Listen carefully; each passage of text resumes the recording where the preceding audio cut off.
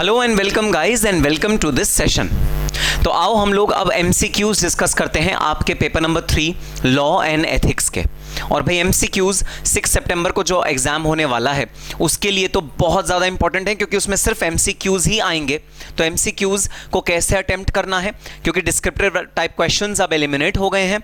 आपको लेंदी आंसर्स नहीं लिखने हैं, आपको MCQs में मार्क्स सिर्फ और सिर्फ आंसर चूज करने के लिए मिलेंगे। इसीलिए MCQs की जितनी प्रैक्टिस कर सको उतना ज़्यादा अच्छा है। ये वीडियो सीरीज में हम लोग इन्हीं वाले MCQs की डिटेल में प्रैक्टिस करेंगे और ये देखेंगे कि हम जब MCQs को अटेम्प्ट कर रहे होते हैं तो वो जो लिमिटेड टाइम हमको मिलता है, जैसे हमारे केस में टाइम है 1.2 मिनट्स। 1.2 मिनट्स में एक MCQ हमें सॉल्व करना है। हम 1.2 मिनट्स भी नहीं लगाएंगे, हम तो उससे भी कम लगाने की कोशिश करेंगे अपने MCQs को सॉल्व करते हुए। तो MCQs को टाइम बाउंड मैनर में हम किस तरह सॉल्व कर सकते हैं ताकि टाइम भी बचे रिविजन करने के लिए, ताकि हम अपना अगर कोई आंसर चेंज कर पाएं अगर वो अपॉर्चुनिटी हो। क्योंकि देखो भाई, अभी हमें नहीं पता कि क्या हमारे पास अपॉर्चुनिटी होती है। एक बार अगर आंसर हमने सबमिट कर दिया तो उसे रिवाइज करने की अपॉर्चुनिटी होती है या नहीं होती, ये हमें नहीं पता। हमें सितंबर में ही ये बात पता लगेगी। लेकिन अगर अपॉर्चुनिटी है तो हम थोड़ा सा रिवाइज भी कर पाएं और अपने क्वेश्चंस को ढंग से अटेम्प्ट भी कर पाएं, ये हमारा कोशिश रहेगी हमारे MCQs को सॉल्व करते हुए। तो आओ स्टार्ट करते हैं आज के MCQs और हम स्टार्ट करेंगे द इंडियन कॉन्ट्रैक्ट एक्ट 1872 से। दोस्तों ये वैसे भी बहुत ज़्यादा हाई मार्क्स का चैप्टर है, जो आपके सिलेबस में जब MCQ पैटर्न नहीं था तब भी बहुत ज़्यादा हाई मार्क्स का आता था। MCQs शुरू से ही CMA फाउंडेशन में एक बहुत ज़्यादा हैवी वेटेज रखते हैं, बट अब जब वो 100% हो गए हैं तो हम एक चीज़ से आज़ादी मिल गई है हमको। वो क्या है? वो है क्वेश्चंस को याद करना, क्वेश्चंस को रटना। हमें अब क्वेश्चंस को रटने की या याद करने की ज़रूरत नहीं है, हम सीधे सीधे क्वेश्चन को MCQ की तरह समझ के सॉल्व कर सकते हैं। तो आओ स्टार्ट करते हैं some practice questions. Which one of the following is correct? आपको बताना है कौन सा इनमें से एक सही है। Indian contract act 1882, Indian contract act 1972, Indian contract act 1872, Indian contract act 1888। Sir answer है सी। ये तो भाई इजी रहा, बहुत ज़्यादा इजी रहा। ईयर बताना है कौन सा ईयर था इंडियन कॉन्ट्रैक्ट एक्ट का। और जी हाँ, क्लासेस में हमने किया था, इंपीरियल लॉ के अंडर इंडियन कॉन्ट्रैक्ट एक्ट बना था, आज़ादी से पहले बना था। इंपीरियल काउंसिल होती थी, ब्रिटिश लॉ का एक अभिन्न अंग है। इंपीरियल काउंसिल ने ये वाला एक्ट बनाया था, इंडियन कॉन्ट्रैक्ट एक्ट 1872। तो ईयर याद करना हर एक एक्ट का बहुत ज़्यादा इंपॉर्टेंट। ठीक है sir. The law of contract is nothing but, क्या है law of contract? Law of contract का सब्जेक्ट मैटर क्या है? A child of commercial dealings. क्या वो कमर्शियल डीलिंग्स के बारे में है? अबाउट रिलीजन, क्या वो रिलीजन के बारे में है? क्या वो पॉलिटिक्स के बारे में है या वो इकोनॉमिक्स के बारे में है? कॉन्ट्रैक्ट एक्ट किस चीज़ के बारे में है? एब्सोल्युटली राइट, कॉन्ट्रैक्ट एक्ट है कमर्शियल डीलिंग्स के बारे में, लेन देन के बारे में। जो भी ट्रेड होता है, जो भी ट्रांजैक्शंस होती हैं, जो भी कॉन्ट्रैक्ट्स बनाए जाते हैं कॉन्ट्रैक्ट एक्ट के अंदर, उनको कैसे गवर्न करेंगे हम, वो हमारा कॉन्ट्रैक्ट एक्ट हमको बताता है। So contract act is definitely commercial dealing based act where commercial dealings are harmonised, are legally drafted and are well knitted within a legal framework, जिसके बेसिस पे हमारी इकोनॉमी चलती है। सो ओके, कमर्शियल डीलिंग है सही answer. To form a valid contract, valid contract बनाने के लिए there should be at least A 2 parties, B 3 parties, C 4 parties और D 5 पार्टीज। तो भाई एक वैलिड कॉन्ट्रैक्ट बनाने के लिए कितनी पार्टीज चाहिए? सर अगर मैं अपने आप को वादा करता हूं, तो फॉर एग्जाम्पल मैंने अपने आप से वादा किया कि मैं अगले साल अपने आप को एक बाइक गिफ्ट करूंगा। मैंने अपने आप को वादा किया और मैंने अपने आप ही वो वादे को एक्सेप्ट कर लिया। सो ऑफर दिया मैंने अपने आप को और मैंने खुद से ही वो ऑफर एक्सेप्ट भी कर लिया। क्या ये कॉन्ट्रैक्ट होता है? Answer is no. The essential elements of a valid contract is that there should be 2 parties, एक जो ऑफर करे और एक जो उसे एक्सेप्ट करे। सो ऑफर और एक्सेप्टेंस दोनों इन बहुत ज़्यादा इंपॉर्टेंट इंग्रेडिएंट्स होते हैं कॉन्ट्रैक्ट एक्ट के। तो 2 पार्टीज होनी बेयर मिनिमम बहुत ज़्यादा ज़रूरी है। अपर लिमिट कोई भी नहीं है, अपर लिमिट 3 4 5 6 कितनी भी पार्टीज हो सकती हैं, उसमें कोई टेंशन नहीं है। बेयर मिनिमम कितनी पार्टीज चाहिए भाई? बेयर मिनिमम पार्टीज चाहिए 2 पार्टीज। तो to form a valid contract there should be 2 parties. So question number 5 is contractual rights and duties are created by contractual rights and duties भाई कौन create करता है? State create करती है क्या? State का मतलब होता है गवर्नमेंट क्रिएट करती है क्या? स्टैच्यूट क्रिएट करता है क्या? मतलब लॉ क्रिएट करता है क्या? राइट्स एंड ड्यूटीज़, किसका क्या राइट होगा, किसकी क्या ड्यूटीज़ होंगी, ये क्या स्टैच्यूट क्रिएट करता है? या फिर ये क्रिएट करता है पार्टीज, जो दो पार्टीज कॉन्ट्रैक्ट कर रही हैं आपस में वो क्रिएट करेंगी? या फिर कस्टम या यूसेज, जिस तरह आप अपने कस्टमरी अपना काम करते हो, कस्टमरी जिस तरह से आप अपना प्रोडक्शन करते हो या डीलिंग करते हो, क्या कस्टम के अकॉर्डिंग, क्या प्रथा, कस्टम मतलब प्रथा के अकॉर्डिंग क्या आप लाइबिलिटीज़ और ऑब्लिगेशंस क्रिएट करते हो? सर नहीं, हम जो ऑब्लिगेशन और लाइबिलिटी क्रिएट करते हैं वो सिर्फ और सिर्फ पार्टीज़ के अकॉर्डिंग करते हैं। सो पार्टीज़ के ऊपर होता है कौन किस पे कितनी तरह की लाइबिलिटी या रिस्ट्रिक्शन क्रिएट करेगा। भाई कॉन्ट्रैक्ट एक्ट का मकसद सिर्फ कि आप जब एक कॉन्ट्रैक्ट बनाओ तब उसमें कुछ एसेंशियल चीज़ों का ध्यान रखो, कुछ कानूनी चीज़ों का ध्यान रखो, जिससे कि कल को अगर इस कॉन्ट्रैक्ट में कोई भी अपना पार्ट प्ले ना करे, अगर कोई भी अपना पार्ट इग्नोर करे तो कोर्ट में जा सको, आप एनफोर्सिएबिलिटी हो। इस वजह से आपकी सिर्फ इतनी सी रिस्पॉन्सिबिलिटी कि आप कुछ एसेंशियल एलिमेंट्स हैं कॉन्ट्रैक्ट के, उनको फुलफिल करो, उनकी बातें मानो। बाकी कौन क्या करेगा क्या नहीं करेगा, किसको पैसे देने हैं, कब देने हैं, कॉन्ट्रैक्चुअल लायबिलिटी क्या होनी चाहिए, किसको क्या काम करना है, किसी का ऑब्लिगेशन क्या होगा, राइट अधिकार क्या होंगे किसके, ये सारी चीजें आप और पार्टी डिसाइड करेंगे। ना लॉ डिसाइड करेगा, ना गवर्नमेंट डिसाइड करेगी, ना प्रथा डिसाइड करेगी। ठीक है sir. Question number 6, every contract is an agreement but agreement is not a contract. तो भाई मैंने एक इक्वेशन कराई थी आपको, इक्वेशन क्या थी? इक्वेशन थी agreement plus legal enforceability is equal to contract. तो अगर आपको कोई कॉन्ट्रैक्ट चाहिए तो भाई वो सबसे पहले अग्रीमेंट तो होना ही होना चाहिए। कोई भी कॉन्ट्रैक्ट ऐसा नहीं हो सकता कि वो अग्रीमेंट ना हो। तो सबसे पहले अग्रीमेंट के एसेंशियल इंग्रेडिएंट्स हर कॉन्ट्रैक्ट में होने चाहिए। सर बता दो जरा, अग्रीमेंट के एसेंशियल इंग्रेडिएंट क्या होते हैं? ऑफर होनी चाहिए, एक्सेप्टेंस होना चाहिए और कंसिडरेशन होना चाहिए। ये तीनों चीजें हो तो वो अग्रीमेंट बन जाता है। उस अग्रीमेंट में एक चीज और मिला दो, एनफोर्सिएबिलिटी, तो वो कॉन्ट्रैक्ट बन जाता है। तो हर कॉन्ट्रैक्ट अग्रीमेंट होता है। हाँ जी हाँ, बिल्कुल हर कॉन्ट्रैक्ट अग्रीमेंट होता है। बट क्या हर अग्रीमेंट कॉन्ट्रैक्ट होता है?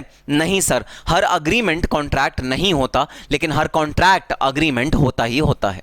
So every contract is an agreement, but every agreement is not a contract. So the right answer is B.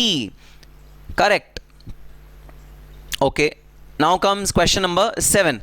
Agreement is defined in section dash of Indian Contract Act 1872. So बताओ कौन से section में agreement defined है? Sir agreement defined है in section 2E. So the right answer is B. Agreement is defined under section 2E. ठीक है sir. Next, as per section 2E of the Indian Contract Act, every promise and every set of promise forming the consideration for each other is an। Sir आपने अभी अभी बताया हमें कि 2E में agreement की definition होती है, तो naturally अगर हम 2E की बात कर रहे हैं तो हमारा सही जवाब होगा B, which is an agreement। So भाई agreement क्या होता है देखना, तीन चीजें इंपॉर्टेंट है agreement में। नंबर 1 ऑफर, नंबर 2 एक्सेप्टेंस, कोई ऑफर करे दूसरा आदमी एक्सेप्ट करे, और कुछ कंसिडरेशन हो ऑफर करने के पीछे। जैसे मैंने आपको ऑफर किया कि मैं अपनी गाड़ी आपको बेचना चाहता हूं, आपने ऑफर को एक्सेप्ट कर लिया, बदले में आपने उस गाड़ी के लिए 2 लाख रुपए मुझे देने का वादा कर दिया। एक प्रॉपर अग्रीमेंट बन गया। ऑफर, मैंने आपको ऑफर किया, आपने उसे एक्सेप्ट किया, आपने कंसिडरेशन भी देने का वादा किया, अग्रीमेंट तैयार हो गया। So agreement is nothing but a promise or a set of promises which forms consideration for each other. So consideration भी होनी चाहिए, दोनों पार्टीज को कुछ ना कुछ मिलना चाहिए agreement में एंटर होने के वक्त। So any promise or set of promises forming consideration for each other is known as an agreement. So सही आंसर है B, agreement। ठीक है sir. Next, question number 9. A promises to deliver his watch to B, and in return B promises to pay a sum of rupees 2000. There is said to be, आपको बताना है कि ये क्या है। Number 1 agreement, B proposal, C acceptance या D offer. तो भाई A ने B को वादा किया कि मैं तुम्हें अपनी वॉच दे दूंगा, बदले में बी ने ए को 2000 रुपीज़ देने का वादा कर लिया।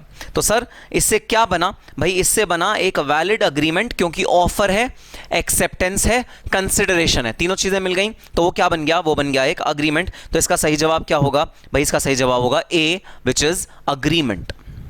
Okay sir, then an agreement is, what is an agreement? Agreement is offer plus acceptance, offer plus acceptance plus consideration.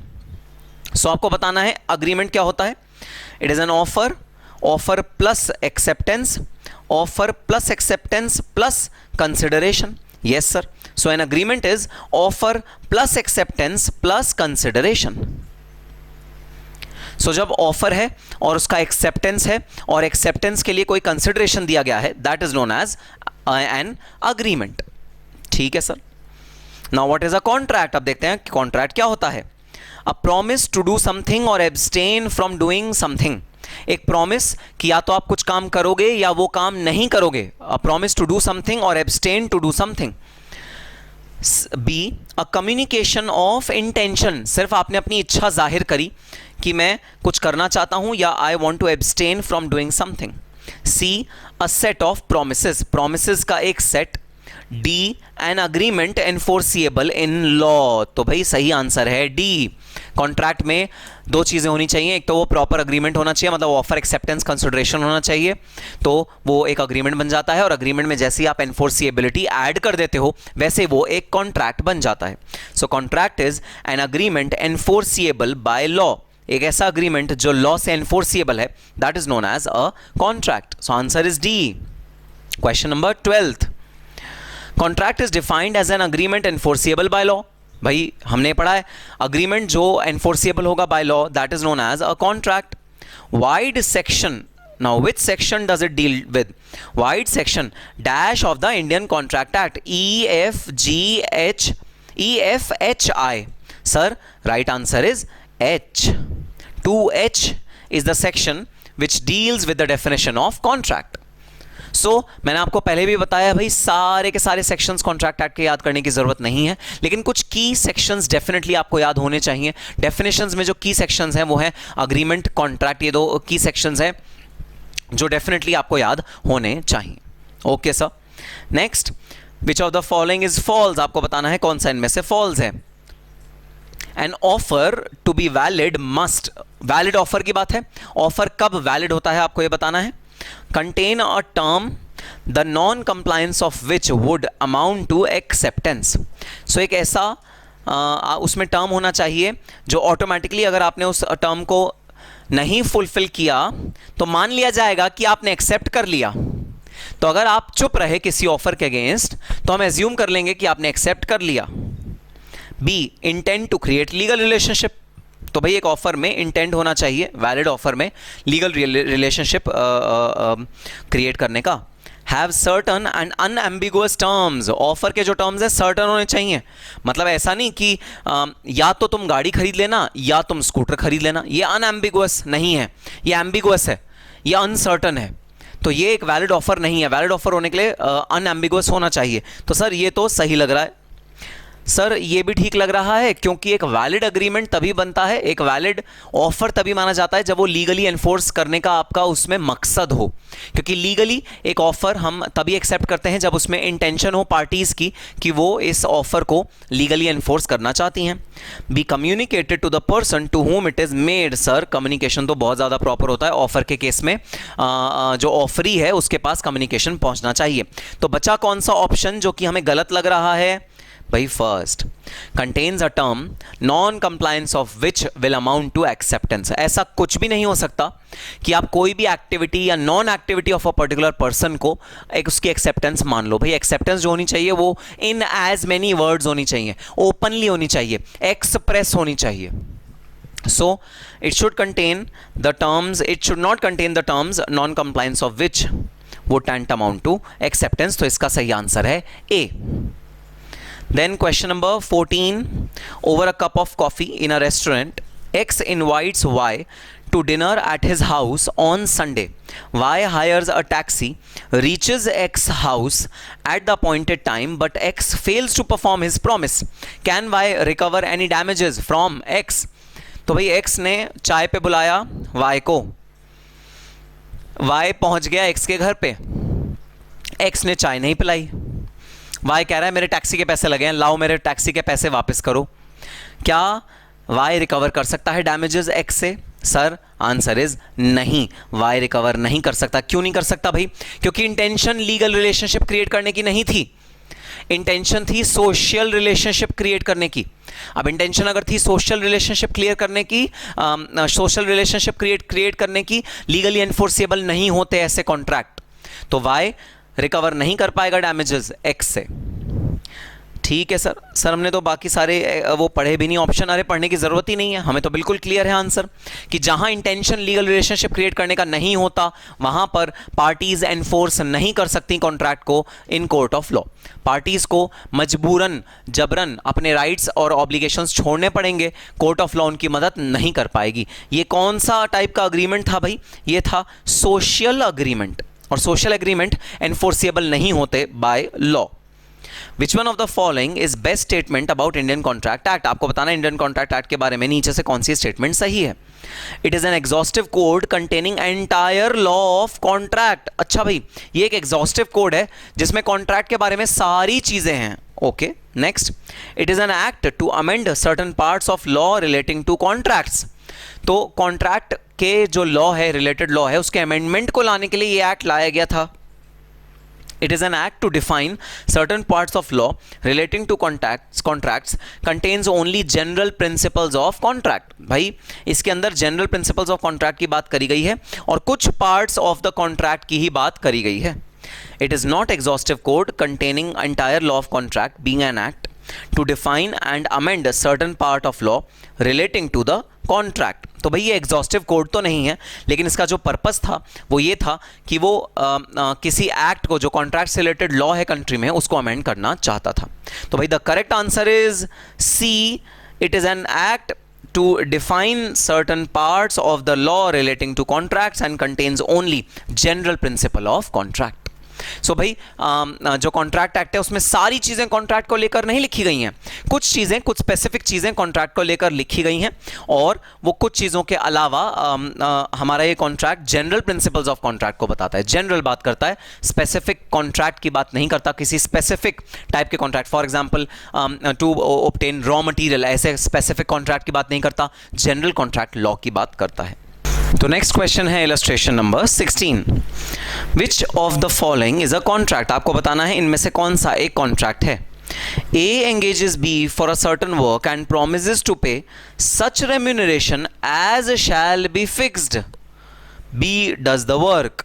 अरे भाई जो इसमें कंसिडरेशन है ना वो सर्टन नहीं है, वो अनसर्टन है।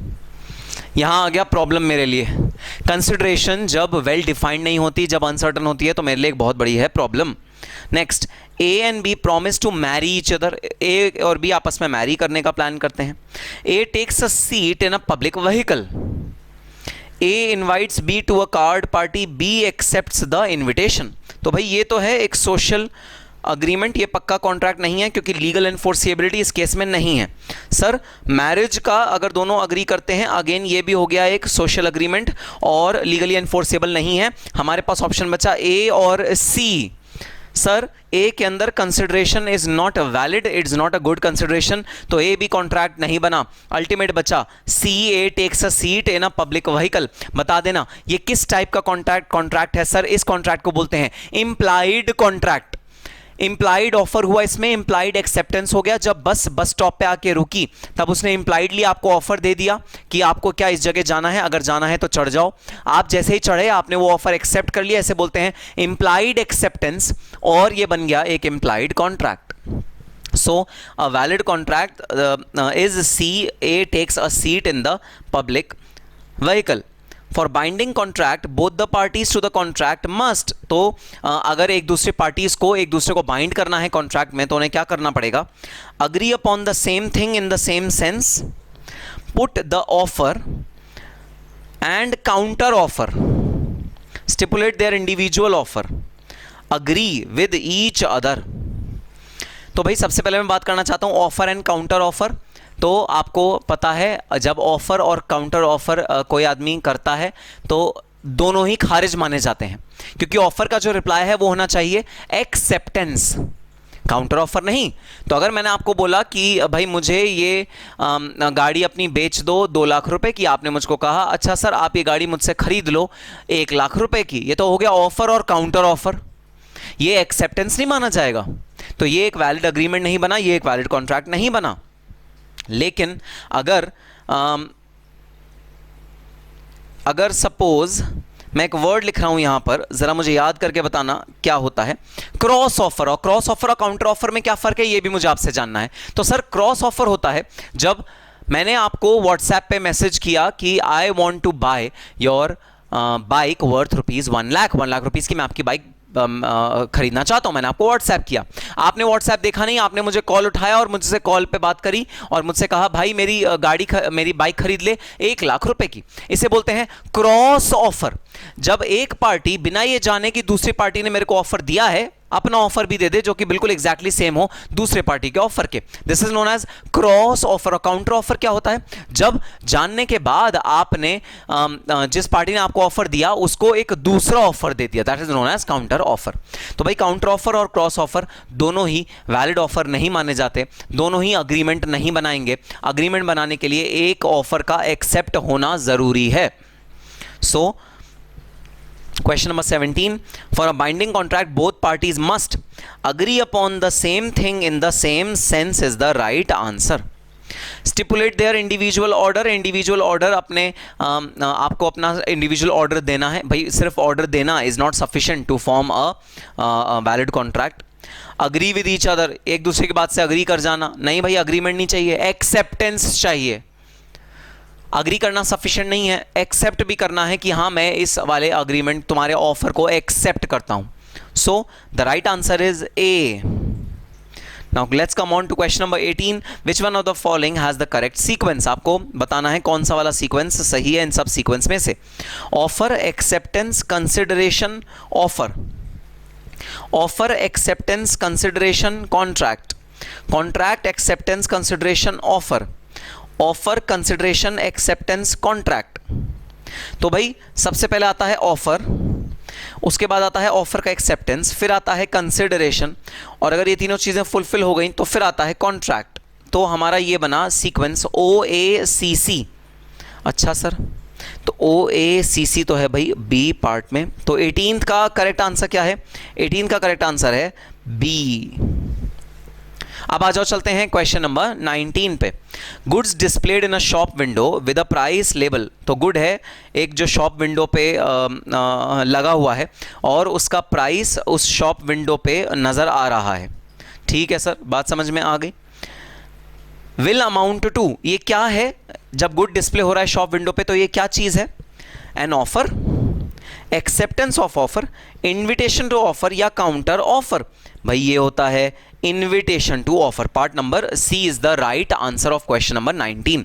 तो जब शॉप पे आप एक कपड़ा या आप कुछ भी खरीदने गए हो और वो लगा हुआ देखते हो, तो वो जो आपने लगा हुआ देखा है भाई वो आपको ऑफर नहीं दे रहा। ऐसा हो सकता है कि आप जब दुकान के अंदर जाओ तो वो आदमी बोले नहीं नहीं सर ये तो बिक चुका है, ये मैं वैसे भी हटाने वाला था, ये बिक चुका है। So it is not an offer, it is an invitation to offer. आपको इनवाइट किया जा रहा है कि आप आओ और हमें ऑफर दो कोई जो आप ये वाला शर्ट खरीदना चाहते हो। अगर हमें आपका ऑफर सही लगा तो हम आपका ऑफर एक्सेप्ट कर लेंगे, अदरवाइज रिजेक्ट कर देंगे। So this is an invitation to offer. Question number 20, what can a catalog of books listing price of each book and specifying the place where listed books are available termed as। तो भाई एक book है जिसका catalogue आपको भिजवाया गया है, price लिखा है, कहाँ पर डिलीवर होगा, कहाँ से डिलीवर होगा, सब चीज़ें लिखी हुई हैं। क्या ये एक ऑफर है, ऑब्लिगेशन है, इन्विटेशन टू ऑफर है या promise to make available book है? सर अगेन ये इन्विटेशन टू ऑफर है। कोई भी एडवर्टाइजमेंट जो आप बिल बोर्ड देखते हो, जो आप टेलीविजन पे एडवर्टाइजमेंट देखते हो तरह तरह की चीजों का, वो सब इन्विटेशन टू ऑफर है। हो सकता है जब आप सेलर के पास जाओ तो वो आपको बोले नहीं भाई नहीं, मैं आपको ये गुड नहीं बेच सकता due to whatever reason. So it is not an offer, it is an invitation to offer. Which one of the following statement about a valid acceptance of an offer is incorrect? आपको बताना है कौन सी गलत information है। First, acceptance should be absolute and unqualified. तो भाई ये तो एक बहुत वैलिड चीज़ है कि आपका जो एक्सेप्टेंस है ना वो एब्सोल्यूट होना चाहिए और वो अनक्वालिफाइड होना चाहिए। Acceptance should be prescribed, should be in the prescribe manner. तो एक्सेप्टेंस जो होनी चाहिए वो प्रिस्क्राइब मैनर में होनी चाहिए, ये भी बिल्कुल ठीक। Acceptance should be made while offer is subsisting. तो जब ऑफर वैलिड है भाई एक्सेप्टेंस भी तभी होनी चाहिए। ऐसा ना हो ऑफर इनवैलिड हो गया हो और आपने तब अपनी acceptance the. D, acceptance should be communicated. भाई एक्सेप्टेंस कम्युनिकेट होनी चाहिए। तो बताओ इनमें से कौन सा है सही आंसर? तो इसका आंसर है ई, नन ऑफ द अबव। जी हाँ, ये सारे के सारे एलिमेंट्स जो ऊपर दिए हुए हैं ये सारे के सारे एक वैलिड एक्सेप्टेंस का फॉर्म बनते हैं, एक वैलिड एक्सेप्टेंस का पार्ट बनते हैं। अ काउंटर ऑफर इज, क्या होता है counter offer? A rejection of original offer, an acceptance of offer, a bargain और एन इन्विटेशन टू ट्रीट। भाई काउंटर ऑफर होता है a rejection of the original order. Counter offer means आपको किसी ने ऑफर किया और आपने ओरिजिनल ऑफर को खारिज करके, इग्नोर करके अपनी तरफ से एक नया ऑफर दे दिया, that is known as a counter offer which repudiates the original offer. Original offer खत्म, काउंटर ऑफर रहेगा। A person making a proposal is called, एक आदमी जो प्रपोज कर रहा है, एक पर्सन जो प्रपोज कर रहा है उसे क्या बोलते हैं? हाँ सर, उसे बोलते हैं प्रोमिजर। आंसर है A, promisor. Promisor is a person who proposes something. Next, which one of the following will constitute a valid acceptance? Valid acceptance भाई कब बनेगी? An inquiry as to fitness of subject matter of the contract. तो जब हमने inquire कर लिया कि हाँ सब्जेक्ट मैटर फिट है कॉन्ट्रैक्ट का। अ प्रोविजनल एक्सेप्टेंस, अगर आपने प्रोविजनली एक्सेप्ट कर लिया अपने गुड को। Addition of superfluous terms when accepting an offer. और अ कंडीशनल एक्सेप्टेंस, भाई जब हमने fitness of the subject matter की इंक्वायरी करी तो एक तरह से हमने एक्सेप्ट कर लिया बाय आर कॉन्डक्ट।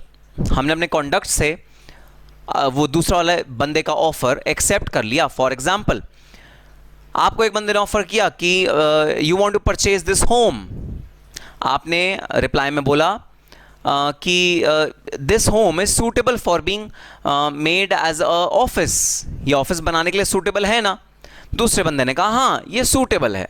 तो एक तरह से आपने अपने कॉन्डक्ट से एक्सेप्ट कर लिया जो ऑफर आपको मिला। So which one of the following will constitute a valid acceptance? एक वैलिड एक्सेप्टेंस कब बनेगा? इनमें से कौन सी सिचुएशन में एक वैलिड एक्सेप्टेंस बनेगा? An inquiry as to fitness of the subject matter of the contract. जब आप इंक्वायरी करते हो कि subject matter of the contract आपके पर्पस के लिए फिट है, तब ये वाला अग्रीमेंट आपने समझ लो एक्सेप्ट कर लिया। ठीक है sir. Then next is, answer लिख लेते हैं A. Question 25. X offers by letter to sell his car to Y for rupees 95,000. Y at the same time offers by a letter to buy X's car for 15,000. The two letters crosses each other. Is it a concluded contract between X and Y? No sir. It is only a crossing of the offer. ये offer का crossing है, ये valid acceptance नहीं माना जाएगा। हमने detail में समझा क्रॉस ऑफर और काउंटर ऑफर में क्या डिफरेंस है, ये वही है सर। ठीक है sir. S offers to sell his car to B for 50,000. T standing by nearby says I will take it if B does not take it. B is not interested in taking the car. What will be the position of T if T says to S, here is the money, I take the car? Sir एक golden rule है acceptance का कि जिसे offer दिया गया वो ही accept करेगा तो एक्सेप्टेंस वैलिड माना जाएगा, अदरवाइज एक्सेप्टेंस वैलिड नहीं माना जाएगा। कोई थर्ड पार्टी अगर ऑफर को एक्सेप्ट कर दे तो वह एक्सेप्टेंस वैलिड नहीं होता। So there is a contract between S and T, there is no contract between S and T. S may or may not accept the offer, both B and C. Answer है B, there is no contract between S and T. So answer in this case is B. ठीक है sir, बात समझ में आ गई?